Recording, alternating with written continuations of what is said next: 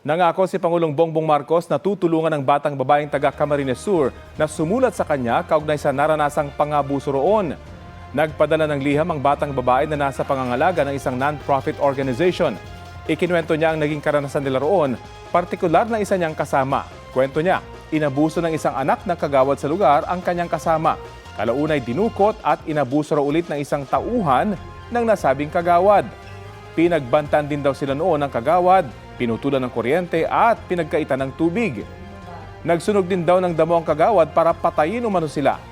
Tanong ng bata kay Pangulong Marcos, paano sila makakapagbasa kung inaabuso sila at mismong taong gobyerno ang kumukuha ng access nila sa kuryente at tubig. Bilang bata, gusto lang daw nilang makapunta sa paaralan ng ligtas. Sabi ni Pangulong Marcos, magpapadala siya ng mga pulis sa lugar ng bata para sa kanilang proteksyon at hanapin ang mga nanakit sa kanila. Titiyakin daw ng Pangulo na makapag-aaral at makakapagbasa pa rin sila at tutulungan maging ang mga kasama ng batang babae. Ayon sa PNP, nasa kulungan na ang lalaking tinutukoy ng batang babae. Nasampahan siya ng reklamo noong 2023. Patuloy pa rin nilang iniimbestigahan ang iba pang aligasyon ng sumulat sa Pangulo.